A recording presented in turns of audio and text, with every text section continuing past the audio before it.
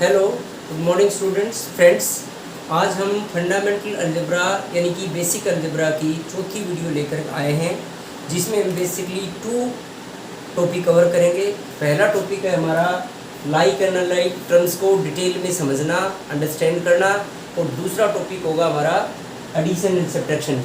तो किसी भी अलजेब्रिक कंसेप्ट के लिए ये सबसे पहला कंसेप्ट है कि हम सब्ट्रैक्शन और एडिशन सीखें।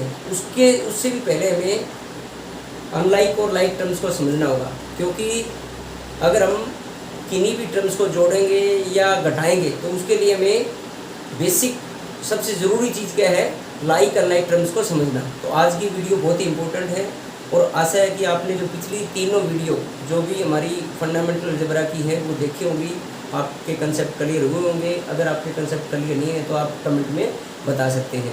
तो आज की वीडियो में हम कंटिन्यू कर रहे हैं डिटेल में कि लाइक और लाइक टर्म्स को हम समझेंगे कि वो कैसे हैं और किस तरीके से फिर एडिशन सब्ट्रैक्शन में हम उसको यूज कर सकते हैं।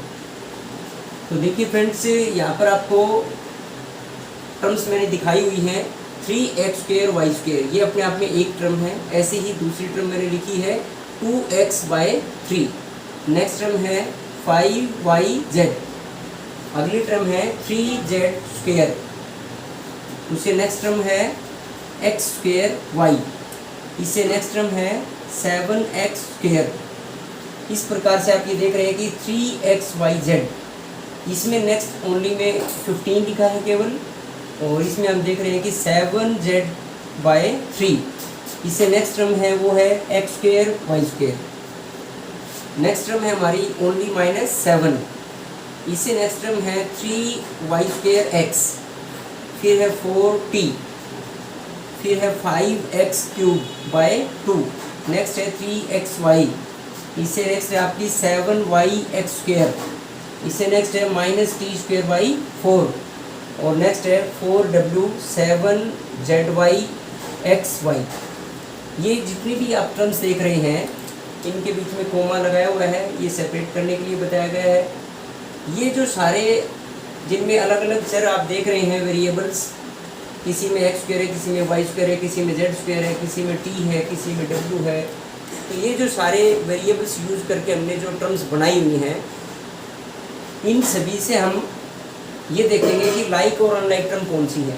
तो लाइक और लाइक टर्म्स के लिए हमने 2 बेसिक क्राइटेरिया लेने हैं। पहला क्राइटेरिया है कि सेम वेरिएबल होना चाहिए।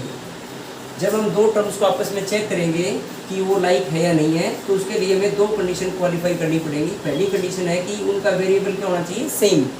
और दूसरी कंडीशन है डिग्री भी सेम, यानी कि अगर किन्हीं 2 टर्म्स का आपस में सेम वेरिएबल है और सेम ही पावर है, डिग्री है, डिग्री घात हम पावर भी बोलते हैं, तो वो जब सेम होगी तो वो हमारी टर्म्स क्या कहलाएंगी, लाइक कहलाएंगी। अगर वो सेम नहीं है, चाहे तो वेरिएबल डिफर कर जाए चाहे पावर डिफर कर जाए, तब हम कहेंगे कि ये है अनलाइक टर्म्स, यानी कि वो टर्म आपस में मैच नहीं कर सकती। तो देखते हैं हम कि सबसे पहले ये देखें कि 3x² y² क्या इसके जैसी कोई और, यानी कि हमें वेरिएबल भी xy देना पड़ेगा और साथ में पावर भी उनकी सेम करनी पड़ेगी। तो क्या हमारी ये मिल पा रही है 3x² y²? तो यहाँ पर खाली x है, यहाँ पर yz है, तो यहाँ पर तो वेरिएबल ही सिर्फ एक मिल रहा है y। ऐसे ही इसमें z की पावर 2 है, यहाँ पर x² y है, यानी कि y² नहीं है। इसमें भी x अकेला है, पावर इसकी y की 2 है, तो ये भी मैच नहीं कर रहा। इसी प्रकार से इसमें 3 वेरिएबल है x y z और 3 से मल्टीप्लाई है, तो ये भी मैच नहीं कर रहा। 15 ये ओनली कॉन्स्टेंट टर्म दी हुई है। ऐसे ही 7z/3 इसमें भी नहीं है, ये है अपना x² और y², तो ये मैच कर रहा है। हम इसको देख रहे हैं कि 3x² y² और यहाँ पर है x² y²।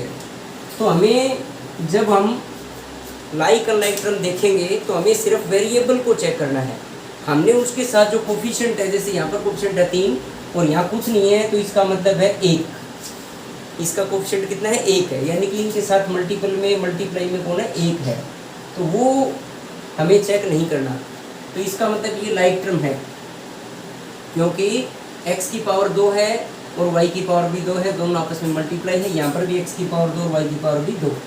एक बात हमें और ध्यान रखनी है कि जब एक्स वाई और वाई एक्स आपस में मल्टीप्लाई है किसी भी अन्य नंबर के साथ, तो वो सारी एक ही टर्म कहलाती है। जैसे 3 एक्स वाई जेड और मल्टीप्लाई में 3, तो ये चारों की मल्टीप्लाई है और ये अपने आप में एक ही टर्म है। ऐसे डिवाइड भी करेंगे तब भी वो एक ही टर्म बनेगी। जैसे मान लीजिए हमने एग्जाम्पल लिया 5x3 डिवाइड बाई 2, तो 5 से मल्टीप्लाई है, 2 से डिवाइड है और x की पावर 3 इसमें वेरिएबल है, तो ये अपने आप में एक ही टर्म है। यानी कि जब हम किसी वेरिएबल के साथ डिवाइड करें, मल्टीप्लाई करें, तो वो एक ही टर्म कहलाती है। 3xy अपने आप में एक टर्म है।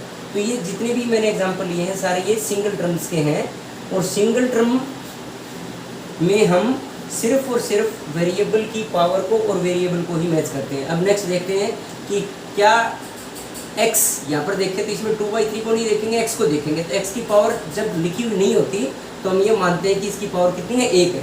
तो अब हम बाकी टर्म्स में देखेंगे कि जहाँ पर x अकेला है और उसकी पावर भी 1 है। तो यहाँ देखें कि x हमें अकेला कहीं पर भी दिखाई नहीं दे रहा है।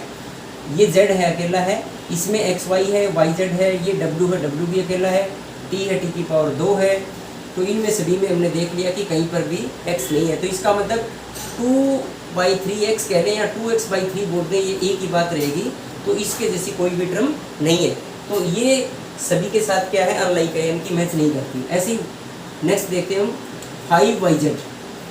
5yz यानी कि हमें क्या देखना है कि y और z वेरिएबल होना चाहिए। तो y और z वेरिएबल यहाँ नहीं है, यहाँ नहीं है, इसमें भी नहीं है, इसमें xyz है, x एक्स्ट्रा है, तो ये भी काउंट नहीं होगा, यानी कि ये मैच नहीं कर रहा। ऐसे ये z है, ये भी मैच नहीं हो रहा। x और y है, पावर 2 है, ये भी मैच नहीं कर रहे। इसमें y² x है, इसमें ओनली t है, x की पावर 3 है, x की और y की पावर 1 है। यहाँ पर y ये भी मैच नहीं कर रहा। यहाँ t की पावर 2 है, w ये मैच कर रहा है। yz यहाँ पर है yz और ये है zy। ये भी आप एक समझें, बहुत इंपॉर्टेंट है इसका, कि जब वेरिएबल आपस में मल्टीप्लाई में है एक टर्म के अंदर, जैसे ये है 7zy, तो हम चाहे zy देखें या yz देखें, ये सेम है। हम yz को zy लिख सकते हैं, तो हमें 5 को देखना ही नहीं और यहाँ 7 को भी नहीं देखना। तो ये टर्म आपस में क्या है, लाइक टर्म है। तो 5yz और 7yz आपस में क्या है, लाइक टर्म है।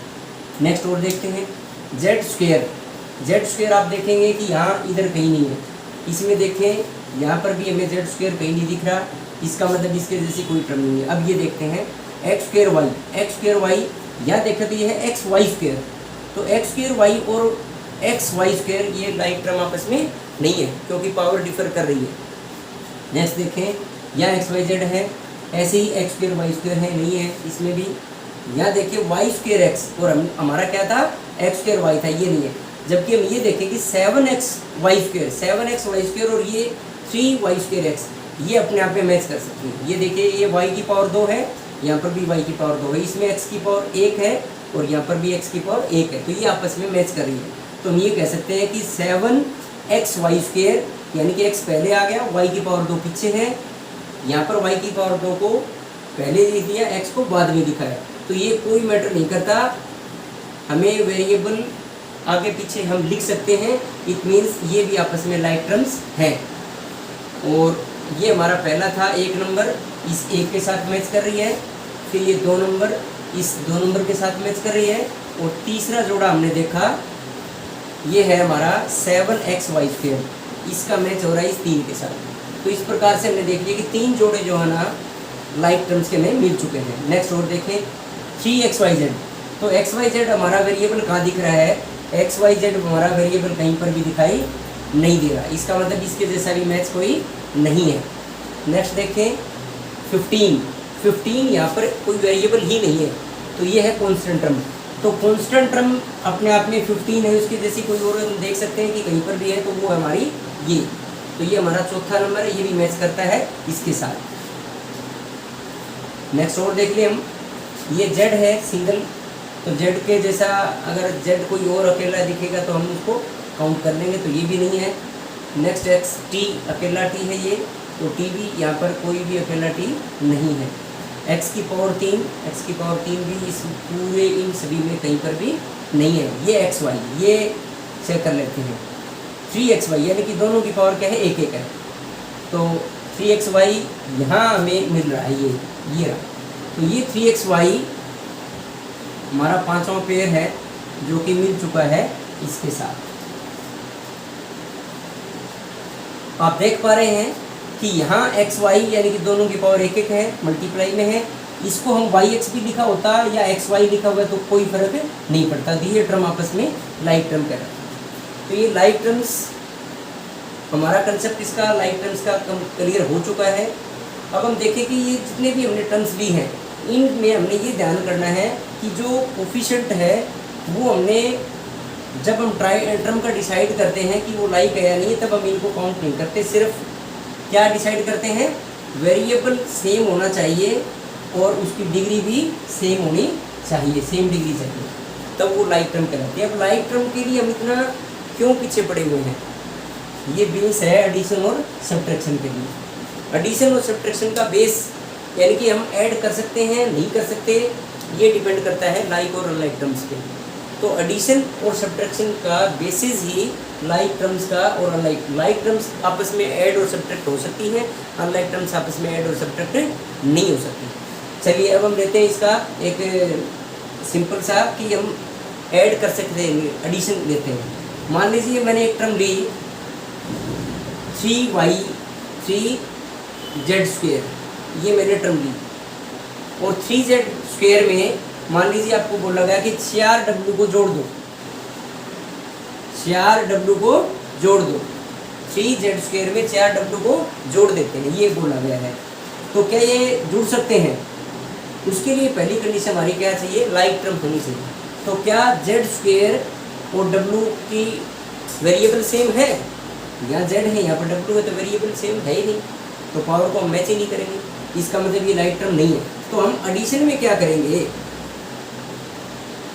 एडिशन और सब्ट्रैक्शन कुछ नहीं है बेटा, ये सिंपल हमने इनको दिखना है साथ में और एडिशन सब्ट्रैक्शन हो जाएगा। हम ये समझेंगे कि होगा है या नहीं होगा। अब एडिशन के लिए हम क्या ले लेते हैं, यहाँ पर प्लस का निशान लगा देंगे। अगर वो अनलाइक टर्म है तो हमें कुछ नहीं करना, ऐड के लिए प्लस का निशान लगा दिया तो ये ऐड हो गया, तो ये आंसर आ चुका है। अगर ये बोले कि 3z² में 4w घटाइए, तो फिर हम घटा का निशान लगा देंगे बस। जिसमें से घट रहा है यानी कि सब्ट्राहेंड कौन है आपका यहाँ पर 4w, तो 4w का हम क्या लिख देंगे, माइनस का निशान लिख देंगे। ये हमारा सब्ट्रैक्शन के लिए हो गया। तो एडिशन और सब्ट्रैक्शन यहाँ पर बेसिकली कुछ भी नहीं है।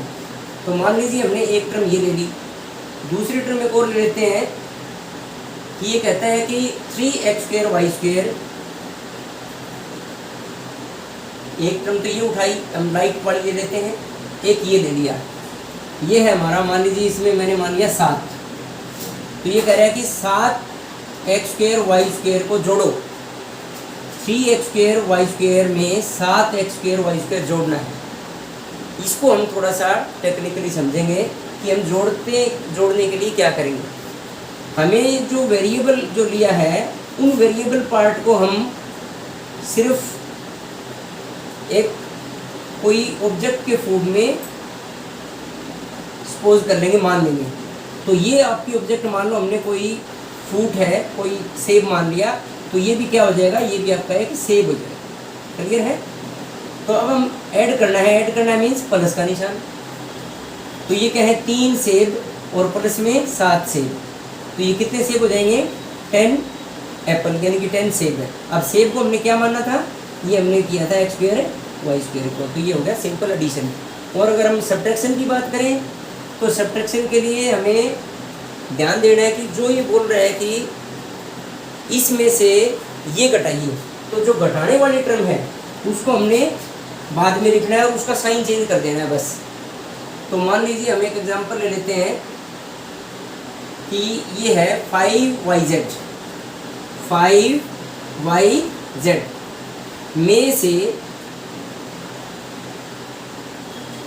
-7yz घटाओ, -7zy या yz घटाओ, ये बोल दिया। तो हम यहाँ पर क्या करेंगे, इसको प्रॉपर तरीके से लिखेंगे, यानी कि हम सबसे पहले क्या करेंगे, जिसको घटाना है उसको नीचे लिखना है और जिसमें से घटाना है उसको ऊपर लिखेंगे। तो क्या बन जाएगा हमारा, ये हमारा बन जाएगा 5yz या zy, ये एक ही चीज़ है। और जिसको घटाना है तो ये -7yz को ही घटाना है, ये क्योंकि क्वेश्चन में माइनस लगा दिया मैंने, तो ये हमारा हमने नीचे लिख दिया। जब हम सब्ट्रैक्ट करेंगे तो नीचे वाली जो टर्म दी गई है उनका हमने साइन चेंज करना है। ये हमने साइन कर दिया चेंज, तो इस साइन को हम भूल जाएंगे। तो अब जो नया साइन आया है उसी को हम याद रखेंगे। अब हम देखेंगे कि ये 5 क्या है, ये भी पॉजिटिव है, और अब ये 7 क्या है, ये भी पॉजिटिव है। तो पॉजिटिव पॉजिटिव जब आपस में मिलेंगे तो इन ये लाइक टर्म हो जाएंगे, यानी कि ये लाइक बंदे हैं, तो ये आपस में टीम की तरह काम करेंगे और ये जुड़ जाएंगे, यानी कि 5 और 7 12, और yz का yz लिख सकते हैं। तो ये आपका बन जाएगा एडिशन। तो ये आपका एक बेसिक सा मैंने सिंपल सा टर्म्स में हमने ली है कि हम लाइक और अनलाइक टर्म्स लेकर के कैसे एडिशन और सब्ट्रैक्शन कर सकते हैं। 2 एग्जाम्पल मैंने लिए हैं। अगर मैं एक और बात करूँ दोबारा से कि अनलाइक टर्म्स का एक और एग्जाम्पल लेते हैं। मान लो ये कहें कि 40 में से 15 घटाओ, 15 घटाओ, ये आपका क्वेश्चन बन गया। तो पहले ये देखेंगे कि यहाँ पर वेरिएबल कौन है, t है, और यहाँ पर वेरिएबल है ही नहीं, यानी कि कांस्टेंट है। तो ये दोनों क्या है, अनलाइक टर्म है। तो क्या इनका आपस में सब्ट्रैक्शन या एडिशन होगा? बिल्कुल नहीं होगा, क्योंकि लाइक टर्म होनी ज़रूरी है एडिशन और सब्ट्रैक्शन के लिए। लेकिन आंसर फिर भी हम करेंगे कि जब ये बोल रहा है कि 4t में से 15 घटाओ, तो ये क्या बन जाएगा, ये बन जाएगा 4t और माइनस का निशान और कितना 15। तो ये अपना आंसर है, यानी कि हम सिर्फ प्लस और माइनस का निशान लिख के छोड़ देंगे दोनों टर्म्स के बीच में। एक टर्म हमारी 40 थी, दूसरी हमारी 15। दोनों को हमने क्या किया, एज पर इंस्ट्रक्शन, जैसा कि हमें बताया गया कि घटाने के लिए कहा तो घटा का निशान, जोड़ने के लिए बोला तो जोड़ का निशान। तो ये आपका हम देख रहे हैं कि ये जो एक आंसर आया है इसमें कितनी टर्म है, इसमें टर्म है 2, एक है 40 और दूसरी टर्म है 15 माइनस का 15। तो ये 2 टर्म है। जब अनलाइक टर्म आपस में जुड़ेंगी या घटेंगी तब हमारे पास टर्म्स की संख्या बढ़ती जाएगी। जैसा कि अभी हमने इस क्वेश्चन में लिया, तो इस क्वेश्चन में एक टर्म 40 है, दूसरी टर्म 15t है। मान लो एक और सिचुएशन ले लें कि इसमें से फिर अगेन 3xyz घटाइए, ये बोल दिया जाए, तो ये अपना है 4t माइनस 15 माइनस 3xyz। तो इसको भी हमने लिख दिया। तो क्या ये तीनों टर्म्स आपस में सेम है, लाइक है? यहाँ पर t है, यहाँ पर 15 है, यहाँ पर xyz है। तो xyz के जैसे यहाँ पर कोई नहीं है, इसका मतलब ये तीनों ही आपस में अनलाइक टर्म है। तो अनलाइक टर्म जब होंगी तो उनको हम साथ में लिख देंगे, तो वो ऑपरेशन हमारा कंप्लीट हो चुका है। इट मीन्स हमें एक अलग से एक अलजेब्रिक एक्सप्रेशन मिल गया जिसके अंदर कितनी टर्म है, 3 टर्म है। ये पहली टर्म है, ये दूसरी टर्म है और ये तीसरी टर्म है, 3 टर्म है। तो जब टर्म आपस में कंबाइन होती हैं तो अलजेब्रिक एक्सप्रेशन बनता है। हम उनको फिर पोलिनोमियल्स बोलते हैं। क्या बोलते हैं? पोलिनोमियल्स। तो पोलिनोमियल्स भी हम जब अनलाइक टर्म्स आपस में एडिशन या सब्ट्रैक्शन के जब बनती हैं तो उनमें एक टर्म भी हो सकती है, 2 टर्म भी हो सकती हैं और 3 टर्म भी हो सकती है। नंबर ऑफ टर्म्स के बेसिस पे हम पोलिनोमियल को नामकरण कर सकते हैं, नोमेनक्लेचर कर सकते हैं। यानी कि पोलिनोमियल का जो नाम है वो 2 बेसिस पे है, एक तो टर्म्स के बेसिस पे, दूसरा डिग्री और पावर के बेसिस पे। तो टर्म्स के बेसिस पे है वो है एक तो मोनोमियल। ये जितने भी एग्जाम्पल्स हैं ये सारे एग्जाम्पल्स किसके हैं? मोनोमियल के, यानी कि एक पदी के। इसके अंदर भी एक ही पद है, ये भी एक ही पद है, ये भी एक पद है, ये भी एक पद है, ये भी एक पद है। तो ये सारे एग्जाम्पल्स कितने हैं? मोनोमियल्स के हैं, यानी कि एक पदी बहुपद है ये। ऐसे ही बाइनोमियल, जैसे ये 4t माइनस 15 था, ये किसका एग्जाम्पल है? बाइनोमियल का, यानी कि जिसमें 2 पद हैं। पहला पद क्या है? 4t और दूसरा पद क्या है? 15। तो ये बाइनोमियल। ऐसे ये ट्राइनोमियल जिसके अंदर 4 पद हों, तो ये हमारा एग्जाम्पल हो गया हमारा ट्राइनोमियल का। यानी कि 4t पहला पद, 15 दूसरा पद, 3xyz तीसरा पद। तो ये 3 पद है तो ट्राइनोमियल बन गया। जिसमें 4 पद हो जाएंगे तो चतुर्पदी हो जाएगा, 5 पद हो जाएंगे पंचपदी हो जाएगा। दूसरे बेसिस पे, डिग्री के बेस पे हम देखते हैं। मान लो इसमें लगा होता पावर 2 और यहाँ पर पावर है कुछ भी 1 है, यहाँ पर 3 है। तो ये जितने भी वेरिएबल्स आप देख रहे हैं, वेरिएबल्स किसी भी पॉलिनोमियल के अंदर उसकी सबसे बड़ी डिग्री, सबसे बड़ी पावर उसकी डिग्री कहलाती है, उसकी पावर कहलाती है।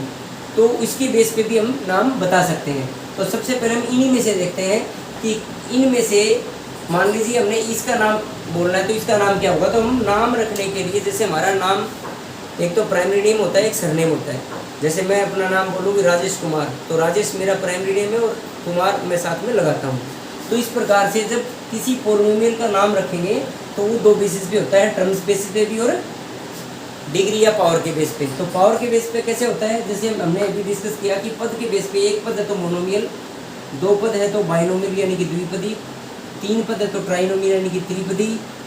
इस प्रकार से पद के बेस पे। और ऐसी डिग्री के बेस पे अगर पावर किसकी हो 1 हो, अगर पावर हमारी क्या हो 1, तो उसको हम लीनियर या रेखिक बोलेंगे। जिसकी पावर 2 हो तब हम क्वाड्रेटिक यानी कि द्विघाती बोलेंगे। जिसकी पावर 3 हो उसको हम क्यूबिक बोलेंगे, त्रिघाती। ऐसे ही क्वाड्रेटिक, और इस प्रकार से ये हमारे नाम इनके आ जाएंगे। तो जैसे मान लीजिए हम ये कहें कि इसके अंदर पावर 2 भी है, इसके अंदर पावर 3 भी है, एक ही बहुपद है हमारा, तो जो बड़ी पावर होगी वो घात कहलाएगी। तो इसका मतलब इसमें पावर 2 भी है, यहाँ पावर है भी नहीं, यहाँ पर पावर 3 है, तो हम इसको बोलेंगे 3 पावर। तो ये जो पॉलिनोमियल इसकी पावर कितनी है 3, यानी कि ये क्यूबिक है। और इसमें पद कितने हैं 1 2 3, यानी कि इसमें पद कितने हैं 3, और ये है कौन सी क्यूबिक। तो क्यूबिक भी होगी और 3 पद हैं यानी कि ट्राइनोमियल, यानी कि ट्राइनोमियल क्यूबिक। क्यूबिक ट्राइनोमियल एक ये पॉलिनोमियल है, इसके दोनों तरीके से नाम देंगे। अब ये मान लो हम बोल रहे हैं कि ये क्या है, ये एक ही पद है पूरा, यानी कि मोनोमियल है। डिग्री कितनी है 2 है, तो इसको हम बोलेंगे क्वाड्रेटिक मोनोमियल। क्वाड्रेटिक मोनोमियल यानी कि पावर है इसकी 2, क्वाड्रेटिक है। ये देखिए, ये इसमें पावर जब हम देखें कि पावर कुछ नहीं होती तो वहाँ पावर 1 होती है, इसका मतलब ये एक ही पावर वाला। एक पावर को क्या बोलेंगे, लीनियर बोलेंगे। और पद कितने हैं, टर्म कितनी है 1 है, तो इसका मतलब इसका नामकरण करेंगे तो मोनोमियल है, और डिग्री क्या है हमारी इसकी 1 है, तो इसको बोलेंगे मोनोमियल लीनियर, लीनियर मोनोमियल। ऐसे ही क्वाड्रेटिक, और क्या है ये मोनोमियल। इस प्रकार से हम ये पॉलिनोमियल का नामकरण भी कर चुके हैं, जिसमें टर्म्स के बेसिस पे और डिग्री के बेसिस पे हम किसी भी पॉलिनोमियल का नाम रखेंगे। तो इस प्रकार से आज हमने एडिशन सब्ट्रैक्शन देखा, लाइक और लाइक टर्म्स को समझा, और आज की जो एडिशन सब्ट्रैक्शन के लिए जो ये वीडियो थी, अगर आपको अच्छी लगी है तो इसको शेयर करिए। और अगर आपको कोई प्रॉब्लम रही है तो पीछे अलजेब्रा की फंडामेंटल वाली प्लेलिस्ट में देख सकते हैं। हाई स्कूल के बच्चों के लिए वीडियो चल रही है, उनमें आप जा सकते हैं। और आपको अगर कोई किसी भी प्रकार की प्रॉब्लम तो कमेंट जरूर करें कि अगर आपको कोई पीछे की वीडियो का कोई लेक्चर क्लियर नहीं हुआ या और किसी तरह का, तो आप वो भी कमेंट में डाल सकते हैं, ताकि मैं आपकी जो भी रिक्वायरमेंट के अकॉर्डिंग आपका कुछ ना कुछ इसमें इम्प्रूवमेंट कर सकें। Thank you all.